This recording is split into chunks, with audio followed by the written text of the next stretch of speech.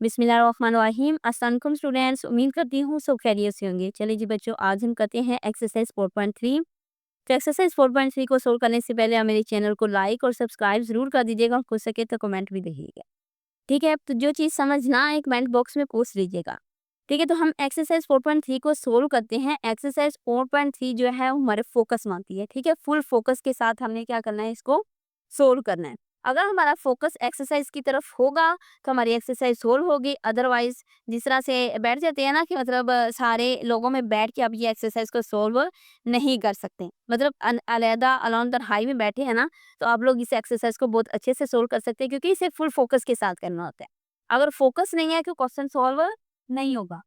तो इसमें देखिए elementary row operation on a matrix. ठीक है, तो elementary row operation on matrix में हमने क्या करना होता है कि हमारे पास एक लीनियर इक्वेशन दी होती है। लीनियर इक्वेशन जो है उसको हमने क्या करना होता है, हमारे पास X Y plus G equal to कोई भी हमारे पास कांस्टेंट टर्म दी होती है।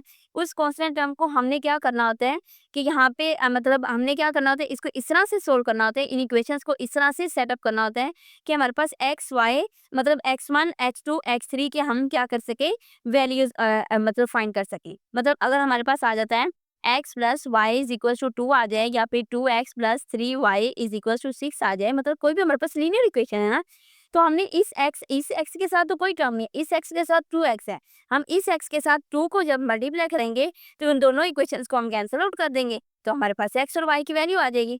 यहाँ पे इसने क्या किया, इसने क्या कि elementary row operation on a matrix है। मैट्रिक्स को मतलब हमने क्या करना है, फाइंड करना है, मैट्रिक्स को हमने इस तरह से सोल्व करना है एलिमेंट्री रो ऑपरेशन से, मतलब रो से। अब सबसे पहले इसने कुछ पॉइंट्स दिए, कुछ ऑपरेशंस दिए, उसने कहा कि इंटरचेंज करना है दो इक्वेशंस को। ठीक है, मल्टी इंटरचेंज कर सकते हैं। इंटरचेंज को करने को हम इस इलामा से क्या करते हैं, जाहिर करते हैं, एक्सप्रेस करते हैं। फिर कहते हैं multiplying an equation by a non zero numbers के साथ हम इसको क्या करेंगे, मल्टीप्लाई करेंगे। मल्टीप्लाई करने के बाद हम इसे ऐड भी कर सकते हैं, मल्टीपल भी कर सकते हैं वन इक्वेशन के साथ टू अनदर इक्वेशन के साथ। ठीक है, आपको कहते हैं टू इंटरचेंज करेंगे, टू रोज को मल्टीप्लाई करेंगे row by non zero numbers को, adding multiple of one row to another row के साथ। अब ये देखिए हमारे पास आ जाते हैं अपर ट्राइंगुलर रो। अब यहाँ पे उसने कुछ पॉइंट्स दिए हैं, उसने क्या इंटरचेंजिंग के लिए हमने ये चीज रिप्रेजेंट करनी होती है। और अगर हम के टाइम्स मल्टीप्लाई करवा रहे हैं, जिस टर्म को मल्टीप्लाई कराने, लेट्स सपोज कि मैं R1 के साथ के को मल्टीप्लाई करा रही हूँ। अब नेक्स्ट इसकी जो फॉर्म बनेगी R1 प्राइम में कह सकती हूँ, मतलब R1 प्राइम जो है वो इसकी फॉर्म बन जाती है। ठीक है, तो एडिंग के टाइम्स अगर हम ऐड अप कर रहे हैं तो R1 के में ऐड अप करें तो R1 प्राइम इसे कहेंगे। ठीक है, तो नेक्स्ट अपर ट्रायंगुलर मैट्रिक्स होता है और एक लोअर ट्रायंगुलर मैट्रिक्स होता है। अपर ट्रायंगुलर मैट्रिक्स वो होते हैं जो डायगोनल के ऊपर वैल्यू वैल्यू नॉन जीरो होती है, नीचे वाली वैल्यू जीरो होती है, ये अपर ट्रायंगुलर मैट्रिक्स होता है। अब ये हमारे पास लो ट्रायंगुलर मैट्रिक्स है, क्यों, क्योंकि ये देखिए डायगोनल मैट्रिक्स पे नीचे नॉन जीरो ऊपर जीरो है। ठीक है, तो ये मतलब लो ट्रायंगुलर मैट्रिक्स आ जाएगा। ये इसकी मतलब बताती है, हम अपर ट्रायंगुलर मैट्रिक्स इस फॉर्म में होता है, लो ट्रायंगुलर मैट्रिक्स इस फॉर्म में होता है। ठीक है, तो ट्रायंगुलर मैट्रिक्स जो होता है वो इस फॉर्म में हो जाता है, हमारे पास लीडिंग एलिमेंट हमारे पास वन होना चाहिए। रो ऑपरेशन को कहते हैं diagonal matrix are both upper triangular and lower triangular matrix होता है। डायगोनल मैट्रिक्स एक ऐसा मैट्रिक्स होता है जिसमें अपर भी होती है और लोअर भी होती है। अब नेक्स्ट पॉइंट है, ये जो इम्पोर्टेंट इम्पोर्टेंट ये पॉइंट है, echelon and reduce echelon form of matrix. हमारे पास कोई भी क्रैमर का रूल आ जाता है तो हम क्या करते हैं, उसको एचिलॉन फॉर्म से या रिड्यूस एचिलॉन फॉर्म से सोल्व करते हैं। ठीक है, तो एचिलॉन फॉर्म वाला मैट्रिक्स को हम किस तरह से करेंगे, कहते हैं कि जब m multiply by n matrix A is called in form of echelon है, तो हमारे पास m जो है वो रोज है, n हमारे पास क्या है, कॉलम्स है। अब कहते हैं the number of zeros before the leading entry. अब हमारे पास एचिलॉन फॉर्म वो होती है जिसमें लीडिंग एंट्री जो हमारे पास हो वो 1। अगर 2 आ जाती है, 3 आ जाती है तो हमें यहाँ पे 1 करनी पड़ेगी। ठीक है, अगर 1 नहीं तो हमें करनी पड़ेगी खुद से। अगर 1 दे देते दैट्स गुड कि हमें कुछ करना ही नहीं पड़ेगा उसके साथ।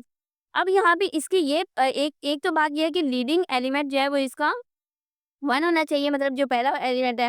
अब वो कहते हैं कि every non zero row in A precedes every zero row if any. अब 1 के नीचे 0 होना चाहिए। ठीक है, अब यहाँ पे तो आ गया 0 0।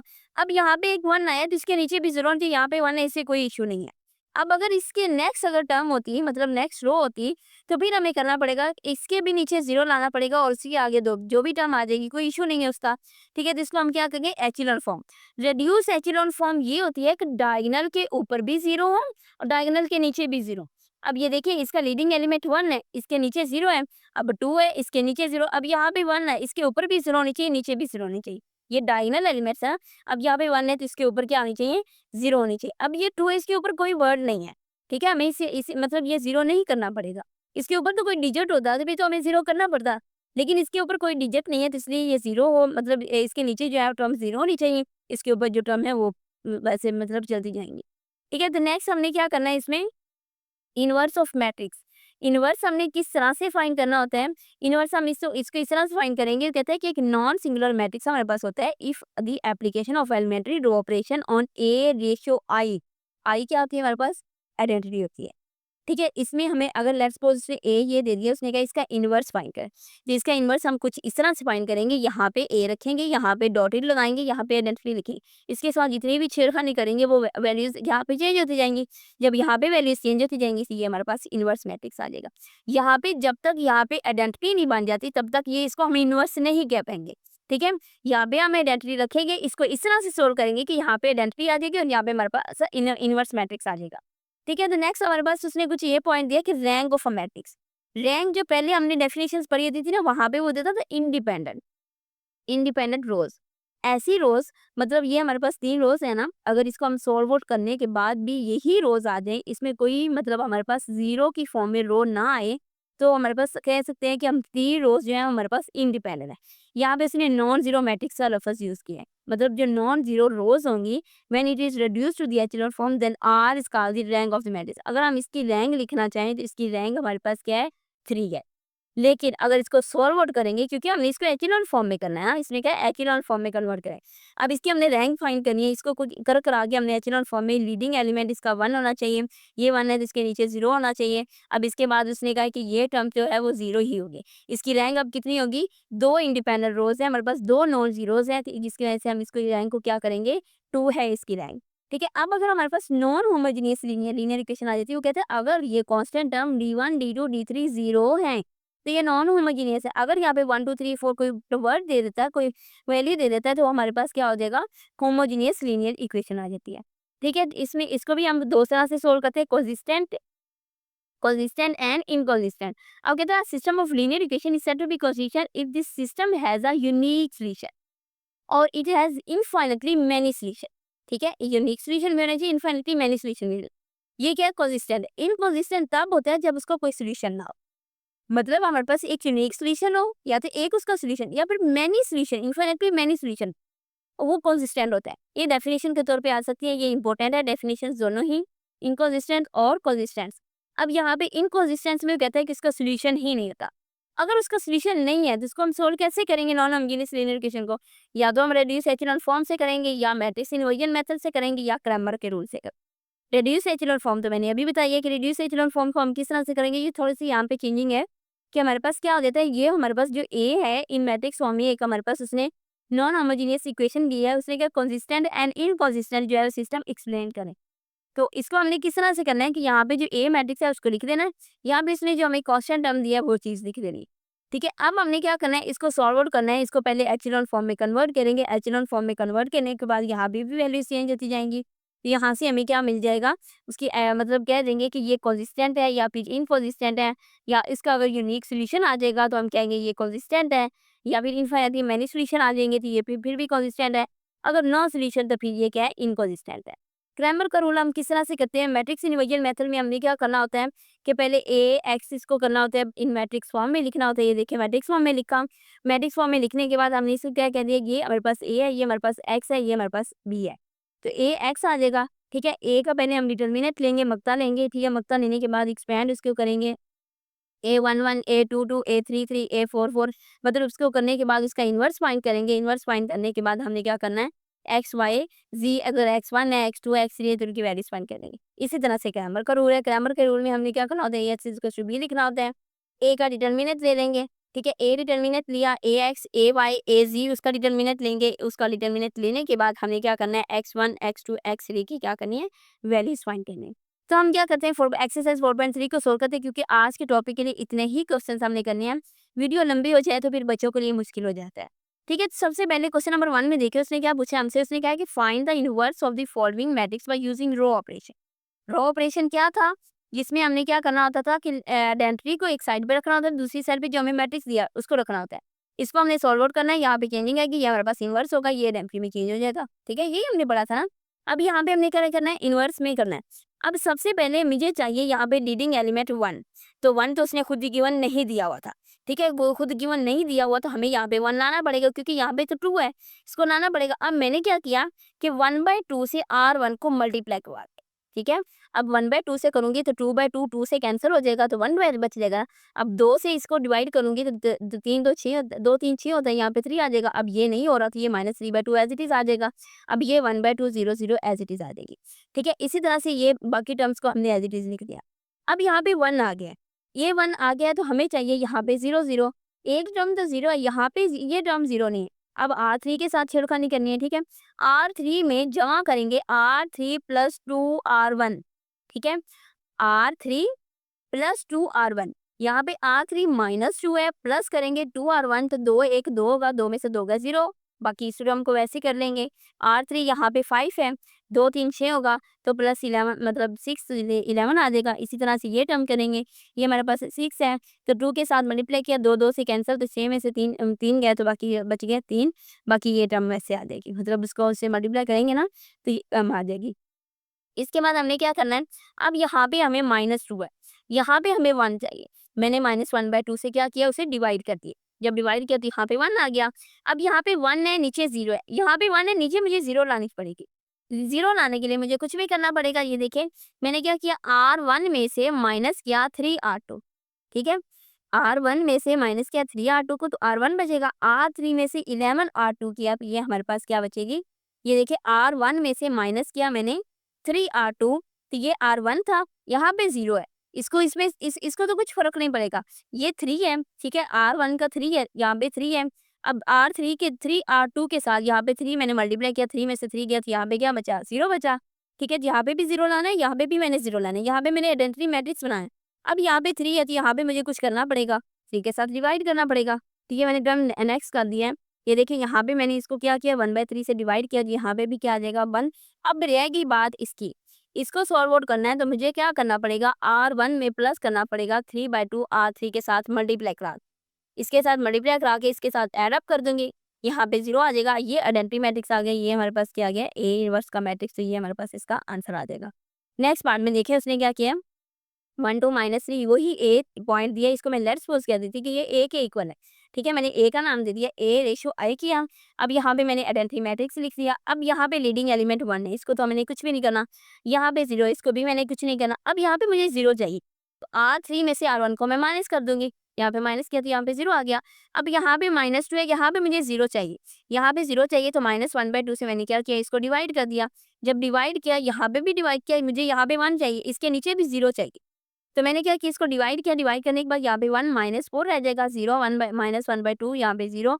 अब यहाँ पे -2 है, इसको मैंने 0 करना है, ठीक है। 0 करने के लिए मुझे क्या करना पड़ेगा, सबसे पहले तो मैंने करना है इसको R1 में से माइनस करना है R2, ठीक है। यहाँ पे क्या, तो यहाँ पे 0 आ जाएगी। अब R3 + 2R2, R3 + 2R2 किया, तो ये हमारे पास वैल्यू बच जाएगी, ठीक है।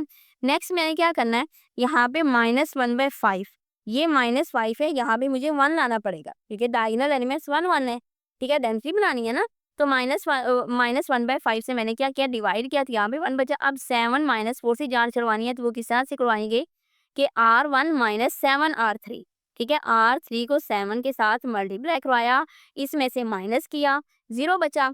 अब R2 + 4 R3, ठीक है। R3 के साथ अब 4 को से R3 के साथ मल्टीप्लाई किया, यहाँ पे 4 बचा, ऊपर लेके गया तो माइनस किया 0। इसी तरह से इसको किया मैंने 7 - 7 R3, मतलब यहाँ पे 7 बचा, तो यहाँ पे 0 0, ये आइडेंटिटी हमारे पास क्या गया, इनवर्स मैट्रिक्स बच गया।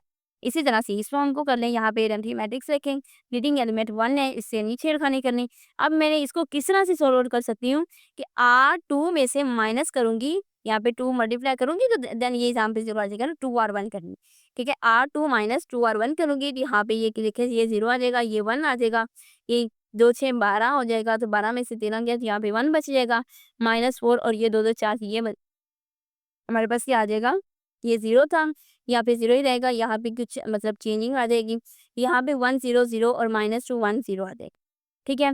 तो नेक्स्ट हमने क्या करना है, R1 - 6 R2 करेंगे। R1 में से 6 R2 माइनस किया, यहाँ पे 0 आ जाएगा, ठीक है। यहाँ पे 0 आया, तो यहाँ पे 26 R3 प्लस R2 कर देंगे। R3 में मैंने R2 को क्या किया, प्लस किया, तो 1 - 1 0, -4 -1 मतलब +1 तो यहाँ पे -3 आ जाएगा। अब ये -4 -3 और 26 के हमने क्या करना है, -1/3 से क्या करेंगे, डिवाइड कर देंगे, तो ये वाला माइनस R3 से तो चला जाएगा, यहाँ पे 1 रह जाएगा।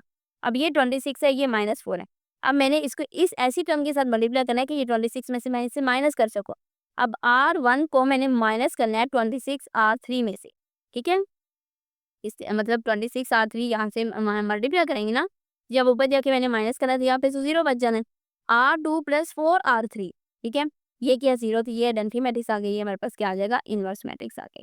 ठीक है, तो क्वेश्चन नंबर 2 में देखिए, इसमें क्या, find the rank of the following matrix. अब रैंक हमने फाइंड करने के लिए क्या करना पड़ता था, रेड्यूस एचेलॉन फॉर्म करनी पड़ती। ठीक है, तो यहाँ पे ये मैट्रिक्स रखें। सबसे पहले देखें कि लीडिंग एलिमेंट 1 है, ठीक है? ये ओके है कि ये हमारे पास लीडिंग एलिमेंट 1 है, यहाँ पे 1 रहेंगे। अब इसके नीचे मैंने 0 बनानी है। 0 बनाने के लिए मुझे क्या करना पड़ेगा, R2 में प्लस करेंगे 2R1, -2 है, प्लस 2R1 तो ये यहाँ पे 0 आ जाएगा, -6 है, प्लस माइनस माइनस रह जाएगा 2, तो -6 -8 आ जाएगा। अब यहाँ पे 1 है, तो 2 के साथ मल्टीप्लाई किया तो हमारे पास 7 -1 है, 2 के साथ मल्टीप्लाई किया तो यहाँ पे 1। अब R3 -3R1 करेंगे क्योंकि यहाँ पे भी 0 चाहिए, ठीक है? तो 3R1 करेंगे, 3 - 3 0 आ जाएगा, 1 -3 माइनस माइनस प्लस 4 आ जाएगा, 4 माइनस 3 3 9 और -5 आ जाएगा। इसी तरह से ये फॉर्म होगी, मतलब हमारा ये पॉइंट हो गया। नेक्स्ट 1 0 0 है, -1 यहाँ पे मुझे 1 लाना पड़ेगा, ठीक है? मतलब 1 है ना, तो डायगोनल एलिमेंट्स तो 1 1 करने पड़ेंगे, नॉन ज़ीरो करने पड़ेंगे। -1/8 से मल्टीप्लाई किया तो यहाँ पे 1 आ जाएगा। अब यहाँ पे मुझे 0 चाहिए, यहाँ पे 0 चाहिए, तो इसको कुछ इस तरह से करेंगे।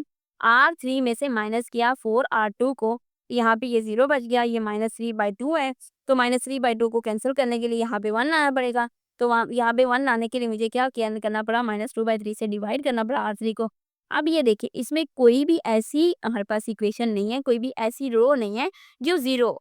या तो ये रो 0 हो जाती तो इसकी रैंक 2 होनी थी। 2 इंडिपेंडेंट हमारे पास रोज आ जाएंगे। अब यहाँ सिंस देयर आर 3 इंडिपेंडेंट रोज हैं, सो रैंक इसकी कितनी आ जाएगी, 3 आ जाएगी। नेक्स्ट पार्ट में देखिए, इसी तरह से सेम इसी पैटर्न पे करना है, बस हमें क्या करना है, डायगोनल एलिमेंट्स 1 1 करने हैं, जो हमारे पास 1 है इसके नीचे हमने 0 0 करनी है। इंटरचेंज करवाते जाएंगे। ये देखें, यहाँ पे था 1 - 2 3, ठीक है? अब ये 2 - 4 6 है। अब यहाँ पे 1 - 2 3 तो एज इट इज रन। अब यहाँ पे ये 0 है, तो मुझे इजी है ना कि इस 0 को मैं इधर ले जाऊँ, इसको इधर ले आऊँ। R2 को मैंने R4 के साथ इंटरचेंज करवा दिया। जब मैंने इंटरचेंज करवाया तो ये 0 वाली ऊपर वो टर्म चली गई, ये नीचे चला गया। अब मैंने यहाँ पे 0 लेकर आना है। R3 में प्लस करेंगे R1, तो यहाँ पे 0, R4 में से माइनस 2R1 करेंगे तो यहाँ पे भी 0, यहाँ पे भी 0 आ गई, ठीक है? दोनों टर्म पे 0 आ गई, ये तो पहले ही 0 है। अब यहाँ पे 1 है, तो यहाँ पे मुझे -1 मतलब 1 लाना पड़ेगा। अब R3 में जमा करें 2R2 को, तो ये हमारे पास ये टर्म सारी 0 हो जाएंगी, ये हमारे पास 3 रह जाएगी। तो ये देखिए, ये टर्म 0 हो गई, तो ये हमारे पास 3 इंडिपेंडेंट रोज रहेगी। 1/3 के साथ हम डिवाइड करेंगे, यहाँ पे 1 रह जाएगा। 3 इंडिपेंडेंट रोज तो रहेंगे, इसकी क्या आ जाएगी, 3 हो जाएगी। हालांकि हमारे पास मैट्रिक्स तो 4 का है, ठीक है? 4 रोज हैं, यहाँ पे 3 रोज आ गई, उसकी रैंक 3 इसलिए आई क्योंकि हमारे पास एक टर्म 0 होगी, एक रोज 0 होगी। अब नेक्स्ट उसने क्या किया, उसने कहा इंटरचेंज करें R1 टू R3 R2 के साथ। क्यों किया मैंने, ये लीडिंग एलिमेंट 1 है, ठीक है? ये लीडिंग एलिमेंट 1 है, तो इसको मैं इधर ले जाती, इसको नीचे ले आती, इंटरचेंज कर दिया इन दो रोज को। यहाँ पे इंटरचेंज का ये आप लोग साइन यूज करेंगे, ठीक है? तो यहाँ पे 1 आ जाएगा, 1 2 -1 -3 -2। अब यहाँ पे 3 1 2 एज इट इज रख दिया। अब यहाँ पे भी मुझे 0 चाहिए, यहाँ पे भी 0 चाहिए, यहाँ पे भी 0 चाहिए। मैंने क्या करना है कि R2 में से माइनस कर लेना 3R1 को, R3 में से माइनस कर लेना 2R1 को, R4 में से माइनस कर देना 2R1 को, तमाम ज़ीरोज़ आ जाएंगे, ठीक है? ये मैंने साथ लिख भी दिया है, ठीक है? ये लिखा है, इसको माइनस किया, बाकी टर्म्स वैसे माइनस होती जाएंगी मल्टीप्लाई करने के बाद। अब यहाँ पे ये -7 है, मुझे यहाँ पे 1 चाहिए, यहाँ पे -1 1 है, ठीक है? ये तो एज इट इज़ लिखा जाएगा। अब R2 R4 को मैंने इंटरचेंज कर दिया, ठीक है? -7 यहाँ पे आ जाएगा नीचे, और यहाँ पे क्या आ जाएगा, 1 चला जाएगा। अब नेक्स्ट मैंने क्या करना है, यहाँ पे 1 लेकर आना है। यहाँ पे 1 लाने के लिए, यहाँ पे 1 तो आ गया, अब R3 + R2 करूँगी तो यहाँ पे इसी 1 के नीचे 0 आ जाएगा, ठीक है? अब यहाँ पे 6 है, इस 6 को खत्म करने के लिए 1/6 R3 कर लेंगे, यहाँ पे 1 आ जाएगा। अब यहाँ पे मुझे 0 चाहिए, तो R4 - 6 R3 आ जाएगा, तो यहाँ पे क्या आ जाएगा, 0। अब 4 इसकी रैंक आ जाएगी क्योंकि कोई भी हमारे पास है रो 0 नहीं हुई, क्वेश्चन नंबर 3 को हमने क्रैमर रूल से करना है। क्रैमर रूल में हमें क्या होता है कि 3 इक्वेशन होमोजेनियस इक्वेशन दी होती है, ठीक है। अब उसने 3 होमोजेनियस इक्वेशन दिए हैं। सबसे पहले तो हमने इसको इन मैट्रिक्स फॉर्म में बनाया। इन मैट्रिक्स फॉर्म में लिखा, ये देखिए 2 1 -1 था, ये आ गया 1 -1 2 ये आ गया 3 2 1 ये दिया। X Y Z as it is, क्योंकि मैंने एक्स वाई जी की वैल्यू फाइंड करनी है। 1 3 4 एज इट इज। अब पहले सबसे हमने क्या करना है, ए का डिटर्मिनेंट फाइंड करना है। ए का डिटर्मिनेंट ये देखिए यहाँ पे मैंने लिख दिया प्लस माइनस प्लस के साथ, ठीक है। अब 2 मैंने पिक किया, बाकी फर्स्ट रो फर्स्ट कॉलम को उड़ा देना, ये चीज़ लिख ली। -1 पिक किया, सेकंड कॉलम फर्स्ट रो को उड़ा देना, बाकी वैल्यूज यहाँ पे लिख दी। प्लस माइनस -1 आ गया। अब इस रो को इस कॉलम को उड़ाया, ये टर्म हमारे पास आ गया। इनको आपस में मल्टीप्लाई किया, मल्टीप्लाई कराने के बाद ये माइनस फॉर्मूले वाला, ये माइनस फॉर्मूले वाला, माइनस माइनस प्लस हो जाएगा, ठीक है। तो हमारे पास इसका डिटर्मिनेंट -10 के इक्वल आ गई। अब मुझे नेक्स्ट चाहिए एक्स, एक्स वाई जी, ठीक है। अगर मैं ए एक्स कहूँगी तो यहाँ पे जो ये वैल्यूज़ हैं 1 3 4 यहाँ पे मैं लिखूँगी, ठीक है। फर्स्ट रो पे, फर्स्ट कॉलम पे मैंने क्या करना है, ये वाली वैल्यूज़ लिख देनी है, ये वाली वैल्यूज़, ठीक है। अगर मैं ए एक्स फाइंड कर ली, अगर मैं ए वाई फाइंड कर रही हूँ तो सेकंड कॉलम के साथ, क्योंकि वाई सेकंड में है, फर्स्ट पे क्या है एक्स है, सेकंड पे वाई है, थर्ड पे जी है। तो फिर थर्ड पे हम क्या करेंगे, जब ए जी पुट करेंगे, ए एक्स किया, ए एक्स की वैल्यू यहाँ पे लिख दी। ये हमारे पास क्या आ जाएगा, इसका डिटर्मिनेंट लेंगे, डिटर्मिनेंट लेने के बाद हमारे पास -10 इसकी वैल्यू आ जाएगी। तो ए वाई फाइंड करना है, ए वाई फाइंड करेंगे तो सेकंड कॉलम पे 1 3 4 लिख देंगे, इसका हमने डिटर्मिनेंट लेना है।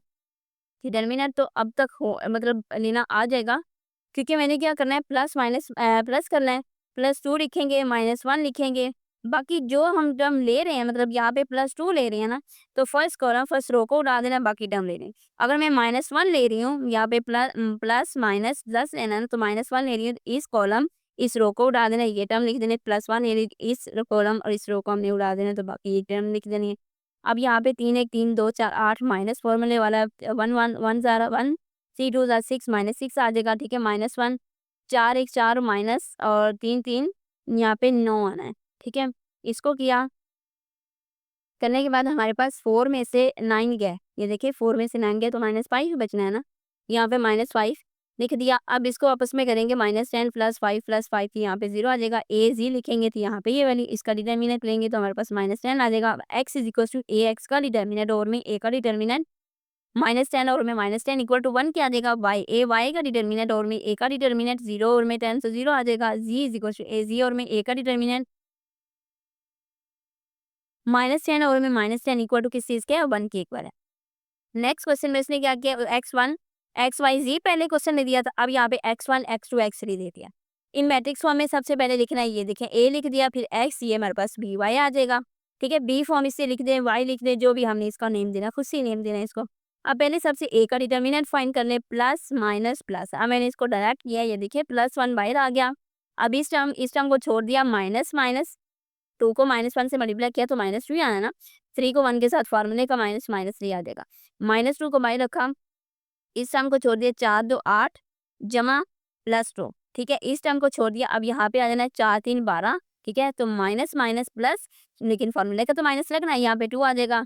अब ये -5 है, ये -20 है, ये -30 इज इक्वल टू -55 आ जाएगा, ठीक है। अब ए एक्स चाहिए तो ए एक्स की जगह पे मैंने क्या करना है, यहाँ पे 053 लगा देना, ये देखिए यही वैल्यू दी हुई है ना, 053 लगा दिया, बाकी टर्म एज इट इज़ लिख देंगे। एज इट इज़ लिखने के बाद हम क्या करेंगे, इसका डिटर्मिनेंट फाइंड करेंगे। अब पहली टर्म 0 है, इनको आपस में मल्टीप्लाई करें तो 0 ही हो जाना है, तो मैंने डायरेक्ट 0 ही लिख दिया। आपस में मल्टीप्लाई करने से 0 नहीं होगा, ये देखिए 2 1 ज़ा 2 -2 आ जाएगा, 3 1 ज़ा 3 -3 आ जाएगा, तो इसमें से क्या बचेगा, -5। तो लेकिन बाय तो 0, तो सारी टर्म 0 हो जानी, इस टर्म को आप 0 ही कह दें, ठीक है। -2 रखा, अब सेकंड कॉलम फर्स्ट रो को उठा देंगे, 5 3 1 2 आ जाएगा, -3 आ जाएगा, 5 3 -1 और 3 यहाँ पे आ जाएगा, इनको आपस में मल्टीप्लाई करेंगे, हमारे पास -68 क्या आ जाएगा, ए एक्स आ जाएगा। फिर ए वाई फाइंड करना है, 053 यहाँ पे आ जाएगा। तो यहाँ पे देखिए हमने क्या करना है, इसका डिटर्मिनेंट फाइंड करना है। इस टर्म को मैंने इस तरह से लिख दिया, लिखने के बाद इस टर्म को हमने इस तरह से खोला, मतलब फॉर्मूला जब हमने खोला तो 7 -0 -3 को 22 से मल्टीप्लाई किया तो 66 आ जाएगा, तो -59 आ जाएगा, ठीक है। तो ये ए वाई की वैल्यू। अब हमने निकालनी ए जी की वैल्यू, तो 053 आ जाएगा। यहाँ पे हमने क्या करना है, ए सी का डिटर्मिनेंट लेते हैं, तो यहाँ पे ये टर्म इसकी 0 हो जाएगी, ये टर्म मैंने 0 लिख दी। ठीक है, तो यहाँ पे 1 2 है, -2 इसकी जो वैल्यूज़ आएँगी इसमें लिखेंगे तो इसकी वैल्यूज़ आ जाएगी -62 AC की। नाउ अब हमने क्या करना है, x इज़ इक्वल्स होता है a x का डिटर्मिनेंट और में a का मकता। ये फ़ॉर्मूला हमने यहाँ पे ये देखा था, ये देखिए इस तरह से। मतलब x1 है ना, तो ये इक्वल है कि चीज़ के a का डिटर्मिनेंट और में a, मतलब a x के डिटर्मिनेंट और में a के मकते के, a y के डिटर्मिनेंट और में a के मकता, a z के डिटर्मिनेंट और में a का मकता आ जाएगा। ठीक है, तो इसी तरह से इस फॉर्म को हमें लिख देना है, a x का डिटर्मिनेंट और में a का मकता, मतलब डिटर्मिनेंट इसे भी कहेंगे डिटर्मिनेंट को हम उर्दू में मकता कहते हैं। ये टर्म लिखी दी है हमारे पास, वैसे की वैसी इसकी x y z की वैल्यू आ जाएगी।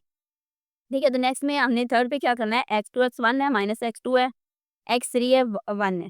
ठीक है, तो यहाँ पे थोड़ी-सी मिस्टेक ये हो गई है कि यहाँ पे मैंने लिख दिया है x, y, z। इसको हमने x1, x2, x3 का नाम देना है। ठीक है, यहाँ पे भी x3 और यहाँ पे x2 आ जाएगा। यहाँ पे हमने मतलब ax लिखा है, यहाँ पे ax1, ax2, ax3। ठीक है, इस फॉर्म में आप लोग थोड़ा-सा चेंज कर दीजिएगा, क्योंकि मुझे लगा कि x, y, z है इसलिए मैंने x, y, z लिख दिया, x1, x2, x3 हम इसको राइट करेंगे। ठीक है, तो यहाँ पे 2x1 -x2 है plus x3 is equals to 1 है, x1 प्लस x2 इसी तरह से इसको मैट्रिक्स फॉर्म में लिखेंगे, a का डिटर्मिनेंट लेंगे। a का डिटर्मिनेंट लेने के बाद जो हमारे पास वैल्यू आएगी वो -3 है। ठीक है, तो -3 जो है a का डिटर्मिनेंट आ जाएगा, ax ले लेना है। अब यहाँ पे ax1 लेना है, ठीक है, ax1 लेंगे, यहाँ पे x की जगह पे हमने क्या करना है, 1 2 3 1 2 1 ये वैल्यूज़ पुट कर दें। 1 2 1 वैल्यू पुट की, इसका डिटर्मिनेंट लिया, इसका डिटर्मिनेंट हमारे पास आ जाएगा -8, ax1 का डिटर्मिनेंट ये आ जाएगा। अब ax2 हमने फाइंड करना है, यहाँ पे भी ax2 लिखेंगे। अब यहाँ पे ax2 करेंगे, उसका डिटर्मिनेंट लेंगे तो हमारे पास -6 आ जाएगा, ये हमारे पास ax3 है। ठीक है, ये x1, x2, x3 आ गए। ठीक है, x3 का अब डिटर्मिनेंट लिया हमने, 7 हमारे पास आ जाएगा। x1 ले लेंगे, ax1 का डिटर्मिनेंट और में a का मकता, ax2 का डिटर्मिनेंट और में a का मकता, ax3 का डिटर्मिनेंट और में a का डिटर्मिनेंट, ये हमारे पास 8/3, 3 1 3 होता है, 3 2 6 होता है, ये 2 आ जाएगा, ये -7/3 इसी तरह से आ जाएगा। तो आज के लिए इतना ही काफ़ी है, नेक्स्ट लेक्चर में हम क्वेश्चन नंबर 4 को सॉल्व आउट करेंगे। तो तब तक के लिए अल्लाह हाफ़िज़, अपना बहुत-बहुत ख्याल रखिएगा।